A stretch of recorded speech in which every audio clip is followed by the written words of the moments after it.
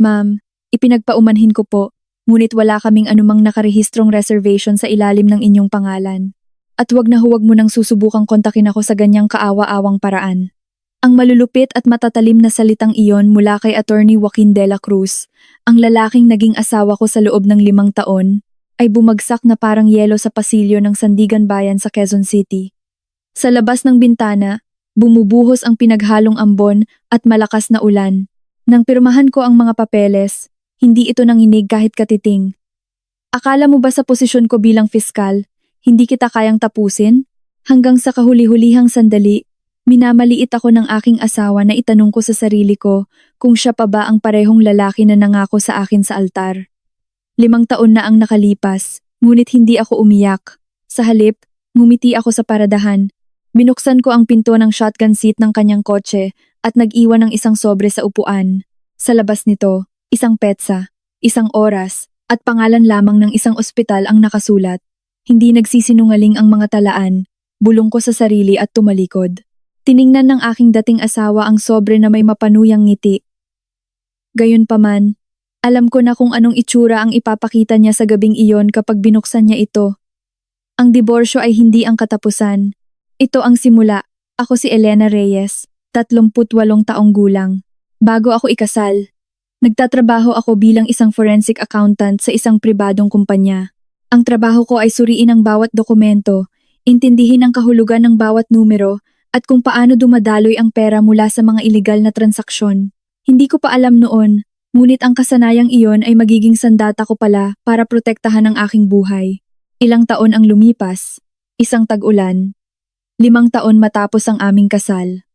Sa araw na iyon, habang bumubuhos ang ulan, ang pasilyo ng Sandigan Bayan sa Quezon City ay tila napakalamig.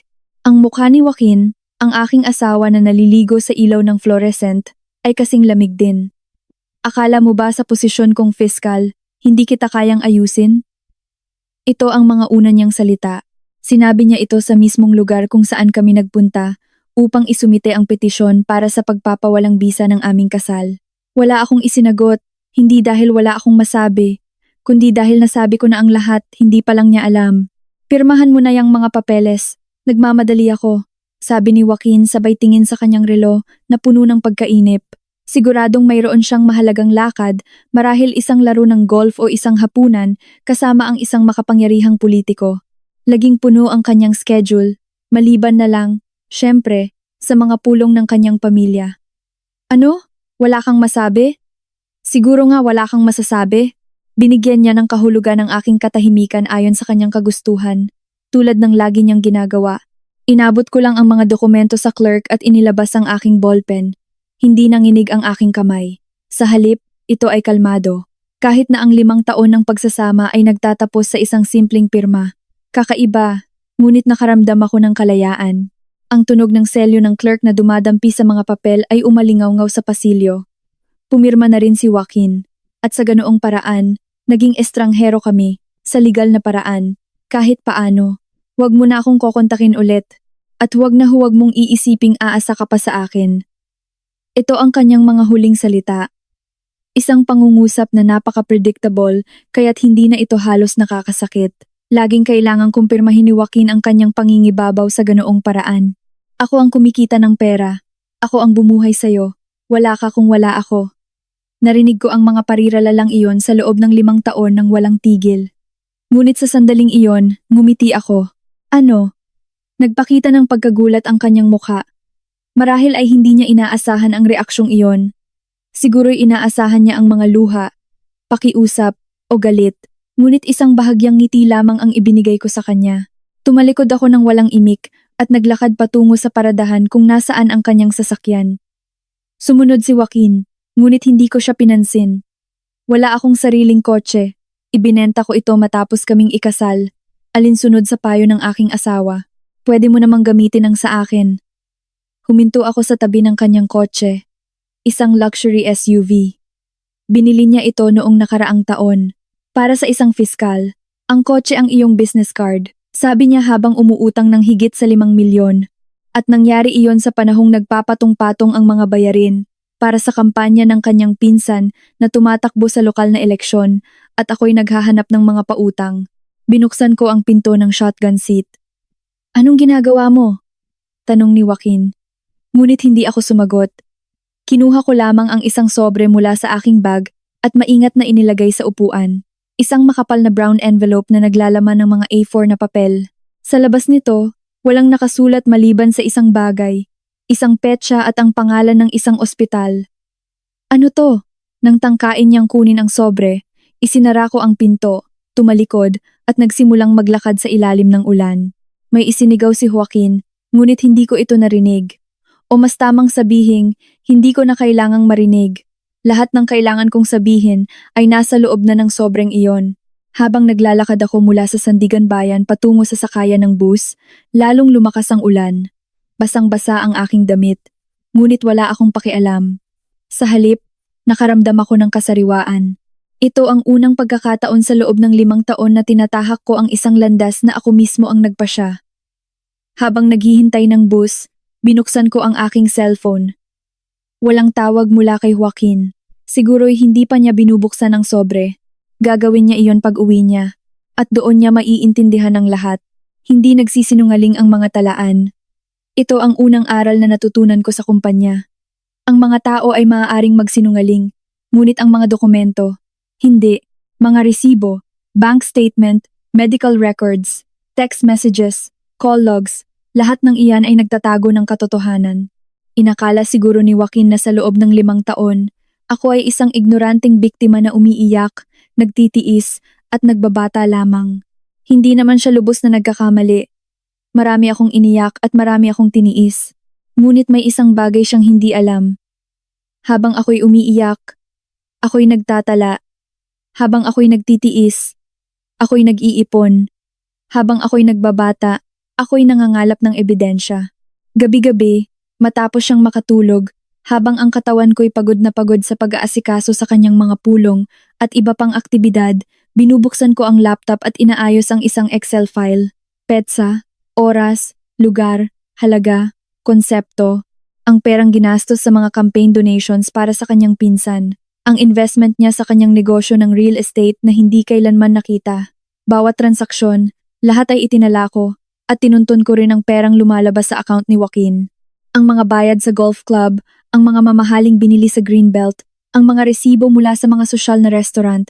Sa simula, itinatala ko ito dahil sa purong galit, dahil sa inhustisya na habang ako'y nagsasakripisyo, siya'y gumagastos ng ganoon. Ngunit habang isinusulat ko ito, nagsimula akong makakita ng mga pattern, mga kakaibang punto. Halimbawa, mayroong isang malaking withdrawal mula sa isang offshore account na nakapangalan sa isang shell corporation na sinabi ni Joaquin na para sa aming kinabukasan, ngunit walang bakas na ginamit ang perang iyon para sa anumang lehitimong investment. Saan ito napunta? Gamit ang aking karanasan sa forensic accounting, inimbestigahan ko ito. Sinuri ko ang account ng Shell Corporation, ang account ng asawa ko, ang mga transfer, at natuklasan ko, ang pera mula sa offshore account ay pumapasok sa account ng Shell Corporation at agad-agad na inililipat sa account ni Joaquin, at mula doon, sa account ng kanyang pinsan para sa kampanya. At hindi ito isang beses o 2 beses lang. Ito ay tuloy-tuloy sa loob ng mahigit 2 taon. Hindi ba't ito ay money laundering o estafa? Ang perang iyon ay mula sa mga umano'y campaign contributions na ipinapadaan sa kanya upang itago ang pinagmulan. Kung ginagamit ni Joaquin ang perang iyon para sa personal na layunin o pagpopondo ng iligal na kampanya, maaari siyang magkaproblema sa batas. Lalo na't ang kanyang pinsan ay sangkot sa mga iskandalo ng korupsyon. Lalo akong nag-imbestiga. Sinuri ko ang lahat ng detalye ng mga transaksyon na nakapangalan sa kanya at ikinumpara kung saan talaga napunta ang pera gamit ang mga resibo at bank statement. Napakarami ng mga hindi pagkakatugma kaya't nangalap ako ng impormasyon sa loob ng 1 taon umiiyak, nagtitiis, nagbabata. At ngayon, iniwan ko ang mga talang iyon sa isang sobre sa shotgun seat ng kotse ng aking asawa. Sa loob ng sobre ay may mga ganito. Ang kasaysayan ng mga iligal na transaksyon na kinobra sa pangalan ng Shell Corporation, ang talaan ng mga transfer sa account ni Joaquin, ang mga resibo ng mga lugar kung saan talaga ginastos ang pera ang golf club, ang mga high-end na mall, ang mga mamahaling restaurant, At kasama rin ang mga bayad sa isang exclusive resort sa Palawan na may mga petsa at oras na nakatala, lalo na noong gabing sinabi niyang nasa isang work meeting siya at hindi sinasagot ang telepono. Sa huling pahina, nagsulat ako ng isang pangungusap, ang yaman na binuo mo sa pagbebenta ng iyong kaluluwa. Harapin mo ngayon ang kabayaran. Dumating ang bus. Sumakay ako at tumingin sa bintana. Patuloy pa rin ang pag-ulan. Isang malamig na panahon. Ngunit sa unang pagkakataon, nakaramdam ako ng init. Hindi ito ang katapusan, ito ang simula. Hindi pa alam ni Joaquin na ang paghihiwalay na ito ay hindi ang katapusan, kundi ang simula ng kanyang pagbagsak. Kinuha ko ang aking cellphone. Nag-text ako kay Mang Tony, isang retiradong NBI agent na ngayon ay may-ari ng isang maliit na detective agency sa Cebu. Mang Tony, tapos na. Pwede na ba akong pumunta dyan sa Cebu? Agad na dumating ang sagot. Oo naman, Elena. Halika. Kahit kailan mo gusto. Handa na ang pwesto mo dito. Si Mang Tony ang unang taong tinawagan ko nang magpasya akong makipaghiwalay. Hindi siya nagtanong kung bakit. Sinabi lang niya, kung kailangan mo ng kahit ano, tawagan mo ako. At sa loob ng huling buwan, habang inihahanda ko ang sobre, hindi siya tumigil sa pagbibigay ng payo. Elena, huwag kang iiyak. Mangalap ka ng dokumento. Hindi ebidensya ang pakiramdam. Tama ang kaibigan ko. Ang damdamin ay hindi ebidensya. Gaano man ito kainit, gaano man kalaki ang galit mo para lumaban sa legal na paraan, kailangan mo ng mga papel, kaya hindi ako umiyak. Well, umiyak ako, pero kahit habang umiiyak, nagtatala ako. Umalis na ang bus sa sentro ng Quezon City. Sa bintana, dumadaan ang mga pamilyar na tanawin ang subdivision kung saan ako nanirahan sa loob ng 5 taon ng pagiging may asawa. Isang lugar na hinding-hindi ko nababalikan. Tumunog ang cellphone ko. Si Joaquin. Hindi ko sinagot. Sa halip, pinatay ko ang telepono. Wala nang dapat pag-usapan. Lahat ng pag-uusap ay nasa loob na ng sobre. Nai-imagine ko ang magiging itsura ni Joaquin sa gabing iyon. Kapag binuksan niya ang sobre, sa simula, marahil ay tatawa siya. Ano to? Ngunit habang nililipat niya ang mga pahina, titigas ang kanyang ekspresyon at sa pagkakita sa huli, baka bumagsak pa siya. Hindi ko gustong makita ang eksenang iyon. Ang layunin ko ay hindi paghihiganti. Gusto ko lang tapusin ang lahat ng malinis. Akala mo ba sa posisyon kong fiskal, hindi kita kayang tapusin? Umalingaw-ngaw ang mga huling salita niya sa aking tainga. Hindi siya nagkamali. Tinapos niya ako, ngunit may isang bagay siyang hindi alam. Ang tinapos niya ay hindi ako kundi ang kanyang network ng mga kasinungalingan at corruption. Naglakbay ang isip ko. 5 taon na ang nakalipas. 1 buwan pa lang mula nang kami ay ikasal. Hindi pa nawawala ang kilig ng bagong kasal nang makatanggap ako ng tawag mula sa isang kakilala sa NBI. Elena, may investigasyon kami tungkol sa isang kaso ng money laundering na may kaugnayan sa isang abogado na kakasal lang sa'yo. Natulala ako sa mga salita. Ako sa kanyang tabi ay nagulat din. Nako, baka nagkakamali lang kayo. Ikinuwento ko ito kay Joaquin. Babe, may investigasyon daw sa'yo ang NBI tungkol sa money laundering. Nako, ang hirap naman yan. Baka gawa-gawa lang yan ang kalaban ko sa politika. Ako ang bahala diyan. Tila tunay na nag-aalala si Joaquin. At kinabukasan, may lumabas na mensahe sa social media na nagpapahayag na ang mga akusasyon laban kay Joaquin ay politikal na paninira. Mula sa araw na iyon, nagbago ang aking routine. 6 ng umaga, aayusin ko ang mga papeles na kailangan ni Joaquin para sa kanyang mga kaso. 8 papasok ako sa trabaho. 6 ng gabi. Lalabas ako at didiretso sa bahay para maghanda ng hapunan. 9 ng gabi. Babalik ako sa aming bahay para maghugas ng plato at maglaba. Hating gabi. Sa wakas, makakatulog na ako. Tuwing weekend, dinadala ko ang aking asawa sa mga political gathering, mga golf course, mga charity event. Ang mga unang buwan ay kaya pa. Mahirap. Ngunit kinukumbinsi ko ang sarili ko na ito ang aking tungkulin bilang asawa ng isang public servant. Ngunit pagkalipas ng 1 taon, lumabas ang isang balita. Ang pinsan ni Joaquin ay iniimbestigahan para sa ghost project sa kanyang syudad. At muli, lumitaw ang isang mensahe sa group chat ng kanilang pamilya. Elena, please asikasuhin mo na rin si Mayor Ramon. Abogado ka naman, di ba? Ikaw na ang bahala sa legal na aspeto. Babawi ako sa'yo sa pamamagitan ng pag-earn ng mas malaking pera, kabayaran sa pamamagitan ng pera. Iyon ang unang pagkakataon na naramdaman kong may mali, ngunit mahirap magsabi ng anuman. Politika ang trabaho ng aking asawa, at tila natural lang na suportahan ko siya. Lumipas ang 1 pang 6 na buwan. Isang araw, tinawag ako ng boss ko sa kanyang opisina. Elena, hindi ka mukhang okay lately. Okay ka lang ba? Okay lang po ako. Napansin ko na dumadami ang mga pagkakamali mo. Gusto ko lang siguraduhin na kaya mong mag-focus sa trabaho. Tama ang boss ko. Hindi ako makapag-focus. Hindi ako makatulog ng maayos sa gabi. Ang schedule ng mga pulong ni Joaquin, ang oras ng mga campaign sortie, ang mga due date ng mga dokumento para sa kanyang pinsan. Gulong-gulo ang isip ko. Nang gabing iyon, sinabi ko kay Joaquin, "Babe, nahihirapan na akong magtrabaho habang inaasikaso ang mga kaso ng pinsan mo. Eh di mag-resign ka." Simple at direkta niyang sagot. Ano? Mag-resign ka sa trabaho. Magkano ba sweldo mo? Wala pa ng 100,000, di ba? Mas malaki pa dyan ang kaya kong ibigay sa'yo. Ang sweldo ko ay halos 7 numero kada taon. Hindi mo kailangang magtrabaho. Nandyan na. Pero, ano? Kailangan mo akong suportahan sa aking trabaho. Yan ang normal. Normal. Sa salitang iyon, nawalan ako ng masabi. Normal ba talagang isuko ang aking career para maging isang asawa ng isang ambisyosong fiskal? Gusto ko ang trabaho ko. Hindi lang to dahil sa pera. Kung gusto mo, gawin mong hobby. Ang importante ngayon ay ang aking career. Elena, magsakripisyo ka muna. Gagawin ko ang lahat para kumita ng pera. Sakripisyo. Bumagsak ang salitang iyon sa aking dibdib na may nakakabigat na timbang. Sa huli, umalis ako sa kumpanya. Pinigilan ko ang aking mga luha at nagsumite ng aking resignation nang hinayang ang aking mga kasamahan. Elena, aalis ka na talaga? Ang galing mo pa naman dito. May problema lang po sa pamilya.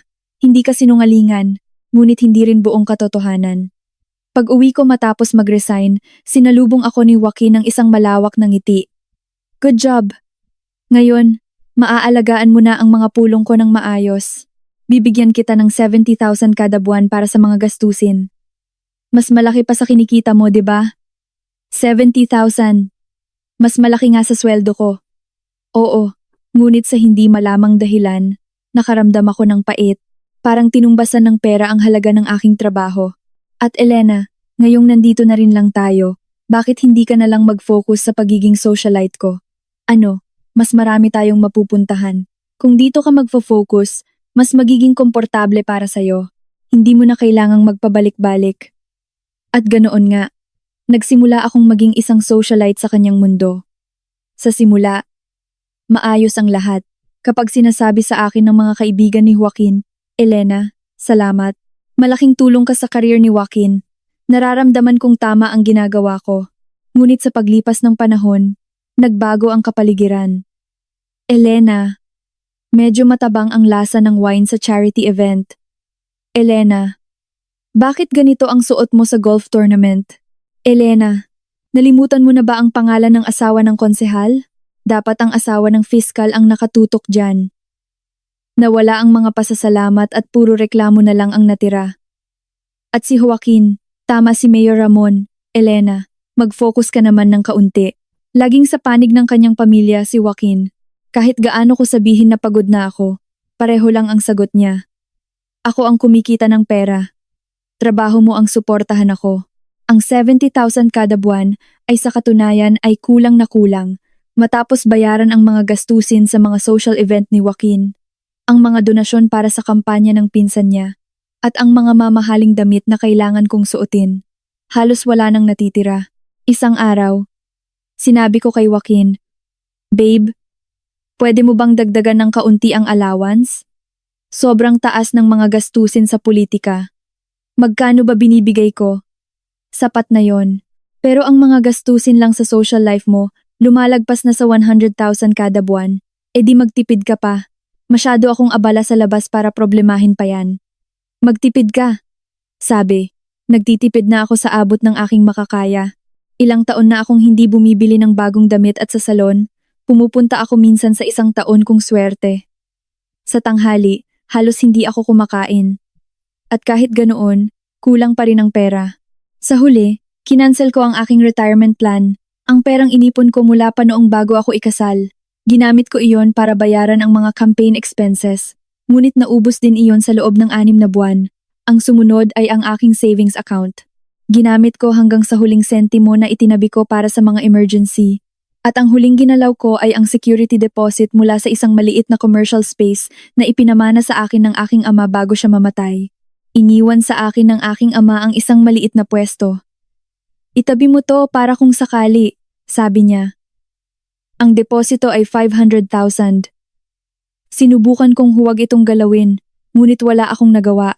Kailangan ko ng pera para sa political event ni Joaquin. Pinigilan ko ang aking mga luha, kinuha ang deposito, at binayaran ang mga bill. Nang gabing iyon, sinabi ko kay Joaquin, Babe, kinailangan kong gamitin ang deposito mula sa pwesto na iniwan ni Papa. Ah, okay. Wala namang ibang pagpipilian. Kailangan munang ayusin ang importante. Iyon ang kanyang reaksyon. Walang sorry o salamat. Sa sandaling iyon, naramdaman kong may nabasag sa loob ko. Sa loob ng 5 taon, ibinigay ko ang lahat. Ang aking career, ang aking oras, ang aking pera, ang aking dignidad, at para kay Joaquin, lahat ng iyon ay inaasahan na. Tinatakan niya ito bilang tungkulin mo. Dahil ikaw ang asawa ko. Dahil ako ang kumikita ng pera. Dahil ikaw ang pumili niyan. Unti-unting sinira ng mga salitang iyon ang aking pagkatao. Isang araw, tumingin ako sa salamin at isang estranghero ang nakita ko. Isang taong payat, pagod, walang buhay. Ito ba ako? Tumulo ang aking mga luha. Ngunit wala akong panahon kahit para umiyak. Papalapit na ang oras ng susunod na party ni Joaquin. Ganon ako nagtiis araw-araw. O higit pa sa pagtitiis, nagpadala na lang ako sa Agos. Walang direksyon, walang saysay. Hanggang sa sandaling iyon, hindi ko pa alam na lahat pala ay isang bitag para sa akin at si Joaquin ang naglatag ng bitag na iyon. Dumating ang isa pang tag-ulan. 4.5 taon na akong kasal. Noong gabing iyon sa mesa sa sala, nagpatong-patong ang mga bayarin mula sa mga campaign events, ang mga bayad para sa influencer marketing ng pinsan niya, ang consultancy fees para sa kanyang mga kaso. Sa kabuuan, higit sa 150,000 kada buwan. Sa 70,000 na bigay ni Joaquin, kulang na kulang. Kung ibabawas ang hulog sa bahay, mga bill sa kuryente at tubig, at mga pangunahing bilihin. Negatibo na ang balanse. Nagsimula akong gumamit ng isang credit card para bayaran ng isa pa. Gamit ang card A, binabayaran ko ang utang sa card B. At gamit ang card B, ang utang sa card C. Ganoon hanggang sa sumunod na buwan, at uulitin ulit. Nagtiis ako ng ganoon sa loob ng 6 na buwan. Ngunit ang interes ay lumalaki na, parang snowball. Sa huli, umutang ako. Sa simula, maliit na halaga lang, mga 50,000. Akala ko mababayaran ko rin agad. Ngunit wala akong pera para ibayad. Kung kukunin ko sa budget ng bahay, may delay ang bayad para sa mga political activities. Kung uunahin ko ang political activities, wala kaming pangkain. Ang utang ay naging 100,000, tapos 200,000, at hindi nagtagal, ay lumampas na sa 500,000. Hindi ako makatulog sa gabi. Kinakalkula ang mga interes. Pinaplano ang mga gastusin sa susunod na buwan. Puno ng numero ang aking isip. Isang araw, umuwi si Joaquin na ipinagmamalaki ang kanyang bagong luxury watch. Tingnan mo to, pinakabagong modelo. Nagkakahalaga ng 500,000. Kung fiscal ka, kailangan magaling ka magdala. Nakikipag-ugnayan ako sa mga maimpluwensiyang tao. Hindi pwedeng luma ang gamit ko. Wala akong masabi. Sa 500,000, pwede ko nang bayaran ang lahat ng utang ko. Babe, medyo gipit tayo sa pera lately. Pwede mo bang dagdagan ng kaunti ang allowance? Binibigyan na kita ng 70,000. Hindi pa ba sapat? Kasi ang mga gastusin sa politika, sobrang taas. Halos 100,000 kada buwan. Kaya halos wala nang natitira. Sana nagtipid ka pa. Marami rin akong gastos sa labas. Pero ang gumastos ng 500,000 sa relo, investment yan. Isang investment. Kung hindi ko aalagaan ang mga koneksyon ko, hindi ko mapapanatili ang posisyon ko. Hindi mo ba naiintindihan? Galit na sabi ni Joaquin at pumasok sa kanyang kwarto. Ang salitang investment ay umikot-ikot sa aking isip. Ang luxury watch ay investment, at ang mga gastusin sa politika ay isang luho. Ilang araw ang lumipas. Aksidenteng nakita ko ang credit card statement ni Joaquin. Nasa ibabaw ito ng mesa. Sa simula, babaliwalain ko sana. Ngunit may nakapukaw sa aking atensyon. Offshore bank transfer, $10,000. $10,000 sa isang offshore account? Ano ang binili niya para maging ganoon kamahal? Nagpatuloy ako sa pagbabasa. Luxury Resort Palawan, 200,000. Exclusive Club Ibejese, 150,000. Sa isang buwan, gumastos si Joaquin ng higit sa 70,000. Nanginginig ang aking mga kamay. Anong nangyayari? Habang ako'y nabubuhay sa utang at nagmamalabarista sa mga credit card, ang asawa ko ay gumagastos ng 700,000 kada buwan. Babe, ano to? Ipinakita ko sa kanya ang statement. Ang alin? Ang statement ng card mo? Gumastos ka ng higit sa 700,000 sa isang buwan. Oh, ano ngayon? Sabi niya na parang walang anuman. Binibigyan mo lang ako ng 70,000 para sa gastusin, tapos gumagastos ka ng 700,000? Pera ko yan. Anong problema kung gastusin ko kung paano ko gusto? Hindi problema. Ang punto ko, kinailangan kong umutang dahil sa mga gastusin sa politika kasi hindi ka marunong mag-budget. Ano? Sa 70,000, sapat na yon. May mga pamilyang nabubuhay sa mas mababa pa dyan. Kung hindi kasya, ibig sabihin hindi ka marunong mag-organisa. Natigilan ako, hindi marunong mag-organisa. Babe, nagtitipid ako sa abot ng makakaya. Ilang taon na akong hindi bumibili ng bagong damit, hindi ako nagpapasalon. Di ba? Bawasan mo ang gastos sa mga political activities. Hindi naman kailangang sa mamahaling lugar kayo pumunta. Hindi ba't ang career ko ang pinaka-importante? Oo, importante. Pero hindi ko uubusin lahat ng pera ko para dyan. Ang mga salitang pera ko ay nagpakulo sa aking dugo. Para kay Joaquin, ang pera ay hindi amin kundi kanya. At saka, Elena, desisyon mo yan ang mag-resign at suportahan ako sa aking trabaho sa bahay dahil ikaw ang humiling sa akin. Pinilit ba kita? Binigyan kita ng pagpipilian. Ikaw ang pumili. Bakit ako ang sinisisi mo? Tunay na naniniwala si Joaquin na wala siyang ginawang masama. Nang gabing iyon, hindi ako makatulog. Doon ko napagtanto. Ang sakripisyo ay naging pagsasamantala. Akala ko'y nagsasakripisyo ako para sa pamilya. Ngunit sinabi ni Joaquin na desisyon ko iyon at ipinasa sa akin ang lahat ng responsibilidad. Kinabukasan, sinimulan kong itala ang lahat. Kinopya ko ang mga statement ng card ni Joaquin.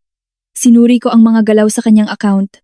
Itinala ko sa magkahiwalay na column ang ginagastos ko at ang ginagastos niya. Gumawa ako ng Excel file at inayos ito. Ayon sa petsa. Nov 3, 2023. Campaign donation sa pinsan. 50,000. Joaquin. Bayad sa golf club. 30,000. The 10th of November 2023. Pambili ng party supplies. 10,000. Joaquin. Bili sa luxury boutique.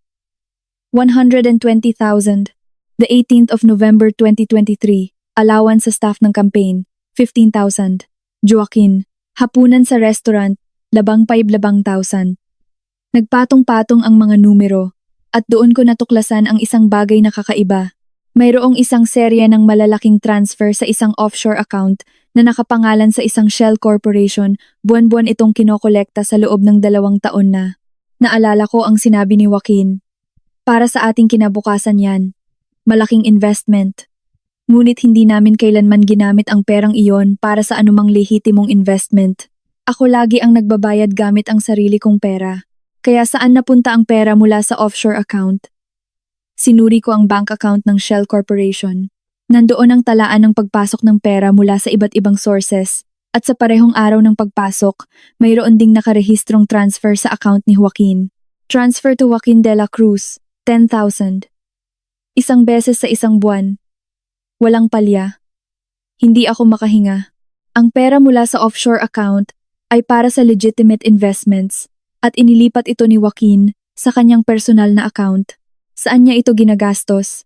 Ikinumpara ko ito sa mga statement ng kanyang card. Ang mga petsa kung kailan pumapasok ang pera At ang mga petsa kung kailan gumagastos si Joaquin ng malaki ay halos perpektong magkatugma. Araw ng pagpasok ng offshore transfer, pagbili ng mamahaling gamit sa isang butik. Araw ng pagpasok ng offshore transfer, bayad sa golf club. Araw ng pagpasok ng offshore transfer, bayad sa restaurant at mamahaling resort. Hindi ba't ito ay money laundering at estafa? Ginamit ni Joaquin ang Shell Corporation para itago ang ilegal na pinagmulan ng pera at ginagamit niya ito para sa personal na layunin. Ito ay isang bagay na maaaring magkaroon ng legal na kahihinatnan. Tinawagan ko ang aking dating mentor, si Mang Tony. Mang Tony, pwede mo ba akong tulungan? Anong nangyari? Mahirap ipaliwanag, pero may gusto akong i-verify tungkol sa isang serya ng financial transactions. Si Mang Tony ay isang retiradong NBI agent na may sariling detective firm sa Cebu. Ang pagtukoy sa daloy ng ilegal na pera ang kanyang specialty. Financial transactions, Elena? May problema ka ba? Oo. Sa tingin ko, ang pera mula sa isang offshore account ay ginagamit sa ibang bagay. Ipinaliwanag ko ang sitwasyon sa kaibigan ko ang Shell Corporation, ang mga transfer, ang mga gastos sa card ni Joaquin. Tahimik na nakinig si Mang Tony at pagkatapos ay nagsalita ng mahina. Elena, money laundering yan. Iniisip ko na nga, ang perang iyan ay dapat gamitin para sa lehitimong negosyo. Kung ginagamit ito ng isang individual para sa personal na layunin, legal na problema yan. Lalo na kung ang pinagmulan ng pera ay kaduda-duda. Kaya anong gagawin ko? Una, mangalap ka ng ebidensya. Mga statement ng transfer, mga gastos sa card, mga resibo mula sa mga supplier. Itala mo lahat at Elena, huwag kang iiyak. Mangalap ka ng dokumento. Hindi ebidensya ang pakiramdam. Nagpaiyak sa akin ang mga salita ng aking kaibigan. Ngunit hindi ako umiyak. Kailangan kong gamitin ang oras na iyon para magtala. Mula sa araw na iyon, sistematiko akong kumilos. Kumuha ako ng kopya ng bank statement ng Shell Corporation. Sinuri ang kasaysayan ng mga transfer. Kinopya ang lahat ng statement ng card ni Joaquin at inayos ang lahat petsa por petsa sa isang Excel file. Petsa halaga ng offshore transfer. Transfer, gastos ni Joaquin, tunay na gastos sa lehitimong negosyo.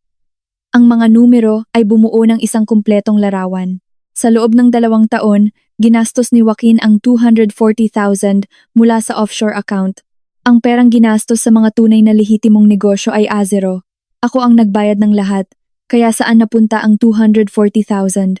Golf, luho, restaurant, resort, at may isa pa. May mga madalas na bayad malapit sa opisina ng isang consultant. Sa simula, akala ko'y mga gastos sa trabaho, ngunit kakaiba ang mga oras. Sa mga karaniwang araw, 9 o 10 ng gabi, kahit sa mga weekend. At may mga bayad din sa isang hotel. Isang hotel na 5 minuto lang ang layo mula sa opisina ng consultant na iyon. Ang hinala ay naging katiyakan. Ginagamit ni Joaquin ang pera mula sa offshore account para tustusan ng isang relasyon. Nang gabing iyon, umupo ako sa harap ng laptop at sinimulang ihanda ang sobre.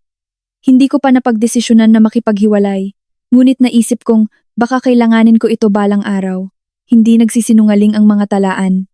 Ito ang prinsipyong natutunan ko sa kumpanya. Ang mga tao ay maaaring magdahilan, ngunit ang mga numero, ang mga resibo, ang mga statement, ang mga transaksyon sa card, lahat ng iyon ay nagsasabi ng katotohanan. Tahimik akong nangalap ng ebidensya. Hindi siguro napansin ni Joaquin na gabi-gabi, matapos siyang makatulog, binubuksan ko ang laptop at itinatala ang lahat. Ang binhi ng pagdududa ay nag-ugat, at ang mga ugat na iyon ay lalong lumalim. Dumating ang tag-init, ngunit sa loob ng bahay, tag-ulan pa rin. Marso na sa ika-5 taon ng aking pagsasama. Naging mas madalas ang pag-alis ni Joaquin. May meeting ako sa kliyente ngayon. Malalate ako. May golf ako bukas. Ngayong weekend, may work commitment ako. Baka hindi ako makauwi. Sa simula, naniwala ako. Naisip ko na bilang isang fiscal, mahalaga na alagaan niya ang kanyang mga koneksyon. Ngunit ang mga ebidensyang nakalap ko ay ibang kwento ang sinasabi. Sa araw ng meeting, may bayad sa hotel. Sa araw ng golf, bumili siya ng mamahaling handbag para sa isang babae sa isang butik. Isang gabi, may lumabas na notification sa cellphone ni Joaquin. Nasa banyo siya, at ang telepono ay nasa sofa. Celeste, babe, anong oras tayo bukas? Celeste. Madalas siyang banggitin ni Joaquin. Yung PR consultant, anak ng isang makapangyarihang politiko. Mahalagang kliyente. Kailangan ko siyang alagaan ng mabuti, sabi niya. Ngunit ang laman ng mensahe ay masyadong personal para sa isang kliyente. Gusto ko sanang tingnan pa, ngunit narinig kong palabas na si Joaquin sa banyo at kinabahan ako. Isinapuso ko ang pangalan, Celeste. Ilang araw ang lumipas, muling sinabi ni Joaquin na aalis siya. May meeting ako sa kliyente, malilate ako. Sinong kliyente? Sa may BGC area. Bakit? Wala lang. Umalis si Joaquin ng 7 ng gabi, at 11 na ng gabi wala pa siya. Sinuri ko ang kanyang lokasyon. Naka-on ang family location sharing namin. Wala siya sa BGC. Nasa isang lugar siya sa may Taguig. Hinanap ko ang address, isang condominium unit. Kinabukasan, sinuri ko ang kanyang card statement. Condo rental, 50,000, gabi bago 9:30 p. Restaurant, Dew, 0, gabi bago 7:45 p.m. Sa dahilan ng isang work meeting, naghapunan siya sa isang restaurant at pagkatapos ay nagpunta sa isang condominium. Ayoko nang mag-imbestiga pa, ngunit hindi ko mapigilan. Kailangan kong malaman ang katotohanan. Sumunod na linggo, naulit ang pattern. May work commitment ako ngayon. At isang bayad sa kondo. Kailangan kong mag-dinner, kasama ang isang kliyente bukas, at isa pang bayad sa kondo.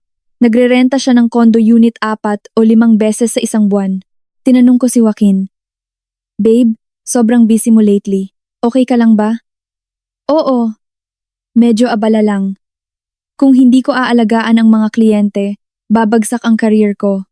Pero kailangan ba talagang umabot sa puntong nagrerenta ka ng kondo?" "Kondo? Anong kondo?" "Hindi ko alam. Nakita ko sa card statement mo na may mga bayad sa kondo." "Ah, yan ay kapag kailangan kong mag-out of town. Bakit mo tinitingnan ang mga statement ko para i-monitor ang mga gastusin sa bahay? Hindi mo kailangang i-monitor ang card ko. Ang sayo ang intindihin mo." Inis na sabi ni Joaquin at tinapos ang usapan. Ngunit alam ko ang kondo ay hindi nasa labas ng Metro Manila, kundi nasa Taguig, kasinungalingan. At itinago ko ang kasinungalingang iyon bilang ebidensya. Kalahatian ng Abril, nawala ang aking asawa. Naghahanda ako ng hapunan at napansin kong wala siya.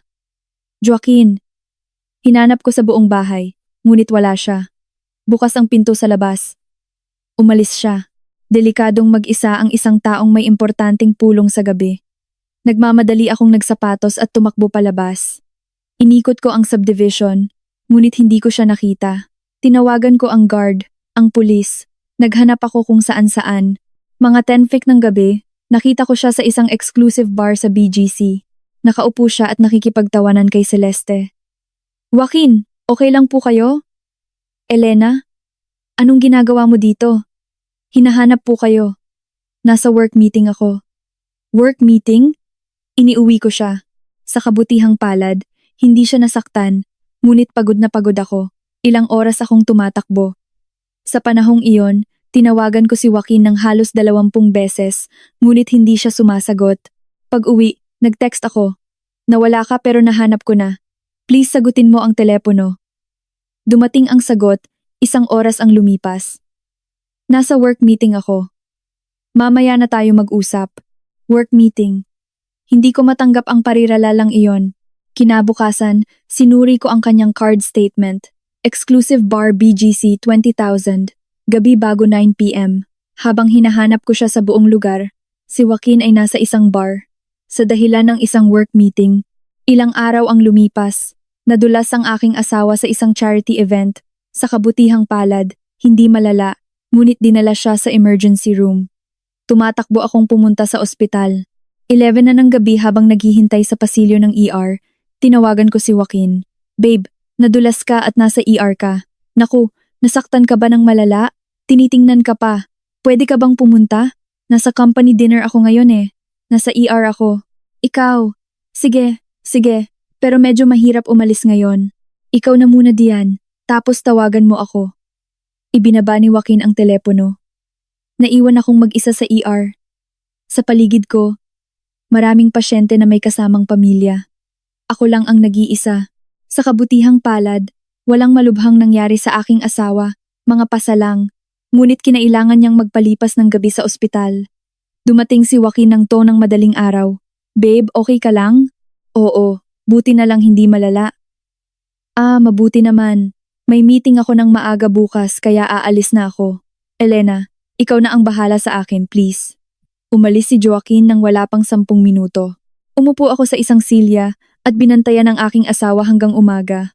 Pumipikit dilat ang aking mga mata. Ang bigat-bigat ng katawan ko at bigla kong naisip, anong ginagawa ko? Ito ba ay isang bagay na dapat kong gawin dahil ako ang asawa? O ginagamit lang nila ako? Alam ko na ang sagot, ngunit ayoko pang aminin. Kung gagawin ko iyon, parang guguho ako.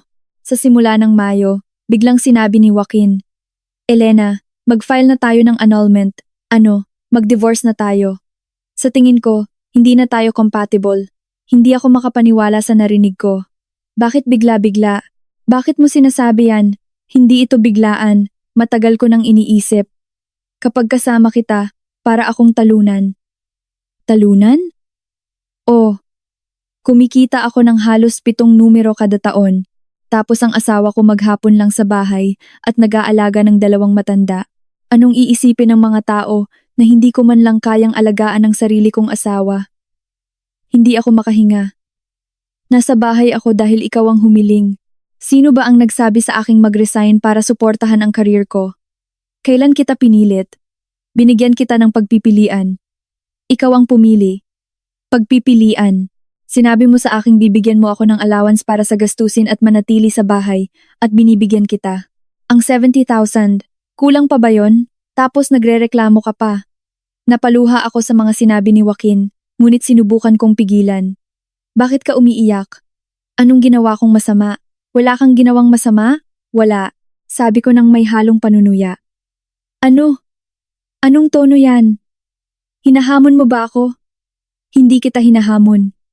Sinasabi ko lang ang totoo. Ang totoo? Anong totoo na wala kang ginawang masama? Kumikita ka ng pera. Hiniling mong alagaan ko ang mga pulong mo. Lahat tama. Pero may isang bagay kang nakalimutan. Ang ano? Ang pagtrato sa akin bilang tao. Ngumisi si Joaquin. Pagtrato bilang tao? Sinasabi mong hindi kita tinrato bilang tao? Oo, pero sa lahat ng ginawa ko para sa'yo, binigyan kita ng pera, isinasakay sa kotse, binigyan ng malaking bahay. Hindi pa ba yun pagtrato bilang tao? Hindi ko na napigilan. Ang pagtrato bilang tao ay ang pagrespeto sa kapwa mo, pagtatanong sa kanyang opinyon, pagbibigay sa kanya ng pagpipilian, pagsasaalang-alang sa kanyang nararamdaman, at hindi mo yan ginawa kahit isang beses. Tama na, hindi ako titigil. 5 taon akong nagtiis. Ngayon, sasabihin ko ang iniisip ko. At ano ang iniisip mo na hindi mo ako nakita bilang tao kundi bilang isang kasangkapan? Isang kasangkapan para suportahan ang iyong karera. Isang kasangkapan para sa mga gawaing bahay. Isang kasangkapan para maramdaman mong mas nakatataas ka. Tumigas ang mukha ni Joaquin. Sige, maghiwalay na tayo, sabi ko ng una. Tiningnan ako ni Joaquin ng may pagtataka. Marahil ay hindi niya inaasahan na ako ang magpapasya sa paghihiwalay. Sige, ituloy natin ang annulment. Pero huwag kang aasa sa hatian ng ari-arian. Pera ko yan. Bakit ko ibibigay sa'yo? Hindi ko kailangan ng hatian ng ari-arian. Wala ring spousal support. Hindi ko rin kailangan yan. Kung ganoon, anong gusto mo? Wala, sabi ko ng mahina. Wala akong gusto. Gusto ko lang matapos na ito, nang malinis. Tiningnan ako ni Joaquin ng may pagtataka, ngunit pagkatapos ay ngumiti. Sige, ganoon ang gawin natin. Sa susunod na linggo, pumunta tayo sa korte, at ganoon na itakda ang petsa ng aming diborsyo. Nang gabing iyon, binuksan ko ang laptop at tinipon ang lahat ng ebidensyang nakalap ko sa loob ng 1 taon sa isang file. Ang kasaysayan ng money laundering at estafa sa offshore account, ang mga pahiwatig ng pagtataksil ni Joaquin, ang paghahambing ng mga gastusin sa politika, at mga mamahaling binili. Isang listahan ng lahat ng isinakripisyo ko. Inimprenta ko ang lahat sa A4 na papel at inilagay sa isang brown envelope. Sa labas ng sobre, wala akong isinulat maliban sa isang bagay. Abril 25, 2024, 9 p.m. Exclusive bar BGC. Iyon ang araw na nawala siya. Sa huling pahina, nagsulat ako ng isang linya. Ang yaman na binuo mo sa pagbebenta ng iyong kaluluwa. Harapin mo ngayon ang kabayaran. Sinelyuhan ko ang sobre at itinago sa ilalim ng isang drawer. Ibibigay ko ito sa araw ng diborsyo. Isang buwan bago ang diborsyo. Si Joaquin, nang makitang pumayag ako sa diborsyo ng walang pag-aalinlangan, ay tila nakampante. Nang sabihin kong ayaw ko ng hatian ng ari-arian o spousal support, tuluyan na siyang nag-relax. Elena, sa susunod na Biyernes tayo sa korte. Okay ba sa'yo ang oras? Okay lang, kalmado kong sagot. Inakala siguro ni Joaquin na sumuko na ako. Na tinanggap ko na ang pagkatalo at tahimik na aatras. Ngunit hindi ako sumuko. Naghahanda ako. Nang gabing iyon, tinawagan ko si Mang Tony. Mang Tony, nagpasya na akong makipag-divorce. Oo, napagdesisyonan mo na. Sa susunod na buwan na kami sa korte. Elena, okay ka lang ba? Nag-aalala ang boses ng kaibigan ko. Okay lang ako. O mas tamang sabihing, magiging okay ako. Nagpasya akong huwag humingi ng hatian ng ari-arian o suporta. Ano? Bakit? Ayokong pahabain ang laban. Gusto ko lang matapos ng malinis. Iyon ang totoo. Ayoko ng pera. Ayoko ring magpabalik-balik sa korte para labanan si Joaquin. Ngunit may isang bagay akong gustong linawin. Mang Tony, pwede mo bang tingnan ang isang sobre para sa akin? Isang sobre? Oh, tinipon ko lahat ng ebidensyang nakalap ko. Gusto kong tingnan mo. Ipinadala ko sa kanya ang file sa email. Kinabukasan, tinawagan ako ni Mang Tony. Elena, grabe to oh. Ang mga ebidensya ng money laundering at estafa, napakatibay. Ang mga statement ng transfer, ang mga gastos sa card, lahat tugma, pwede siyang kasuhan dito. Nakikita ko. At ang mga pahiwatig ng pagtataksil, halos sigurado na rin. Sa mga bayad sa kondo at mga location records, Elena, dito pa lang, pwede ka nang humingi ng malaking spousal support o mas tamang sabihing dapat kang humingi. Mang Tony, hindi ko ginagawa to para sa pera. Alam ko, pero karapatan mo yan kahit na. Gusto ko lang tapusin ito. Ayokong maghiganti. Bumuntong hininga si Mang Tony. Sige, gawin mo ang sa tingin mo'y tama. Pero kung magbago ang isip mo, tawagan mo ako kahit kailan. Salamat Mang Tony. At Elena, pagkatapos ng diborsyo, pupunta ka ng Cebu, di ba? Oh, wala na akong dahilan para manatili sa Maynila. Kung ganoon, magtatrabaho ka sa firm ko. Handa na ang pwesto mo. Talaga? Salamat Mang Tony. Pagkababa ng telepono, muli kong kinuha ang sobre. Mahigit 50 pahina. Ang talaan ng 2 taon ay naroon buo. Ang unang pahina ay ang kasaysayan ng offshore transfers ni Joaquin. Kasaysayan ng koleksyon ng iligal na pera. Marso 2022, Abril 2024, 10,000 bawat buwan. Kabuuang 25 buwan. Kabuuang halaga, 250,000. At kasunod nito ang talaan ng mga transfer ng perang iyon mula sa offshore account patungo sa kanyang personal account at mula doon sa account ng kanyang pinsan at sa kanyang mga mistress. Sa mismong araw ng pagdinig para sa annulment, matapos kong ilagay ang sobre sa kanyang kotse at umalis, isang pulutong ng NBI agents ang sumugod sa Sandigan Bayan. Ang balita ng malawakang korupsyon na kinasasangkutan ni Fiscal Joaquin de la Cruz at ang kanyang pinsan na si Mayor Ramon de la Cruz ay kumalat na parang apoy sa social media, kasama ang lahat ng detalyadong ebidensya na aking inipon. Habang si Joaquin ay paalis na sa korte, may warrant of arrest na ipinakita sa kanya. Ang sobre na nasa kanyang kotse ay hindi lamang naglalaman ng kanyang pagtataksil, kundi ang kumpletong ebidensya ng kanyang money laundering at iba pang iligal na gawain. Nahanap ng NBI ang sobre at ginamit ito bilang huling ebidensya laban sa kanya. Sa Sandigan Bayan mismo, sa harap ng maraming tao, kabilang ang mga media, siya ay inaresto. 1 linggo matapos ang kanyang pag-aresto, inilabas ang mga resulta ng autopsy ni Celeste, ang kanyang mistress. Natagpuan siyang patay sa isang condominium unit sa Taguig, sanhi ng labis na dosis ng droga. Ang kanyang kamatayan ay idineklara bilang isang accident, ngunit may mga pahiwatig ng foul play. Ang huling taong kasama niya ay si Joaquin. Sa huling pahina ng sobre, isang hindi inaasahang detalye ang nakalagay. Ang resibo mula sa isang drug supplier na binayaran gamit ang credit card ni Joaquin at ang text messages sa pagitan niya at Celeste na nagpapakita ng kanyang pagiging drug user. Bukod pa rito, May isa pang bank statement na nagpapakita ng malaking halaga ng pera na inilipat mula sa account ni Joaquin patungo sa account ng kapatid ni Celeste 1 linggo bago siya mamatay. Hindi lang si Joaquin ang nawasak, pati na rin ang kanyang pamilya, ang kanyang pinsan na si Mayor Ramon, at ang kanyang buong political network. Ang sobre ay hindi lamang nagsilbing kasangkapan para sa aking kalayaan, kundi para sa katarungan.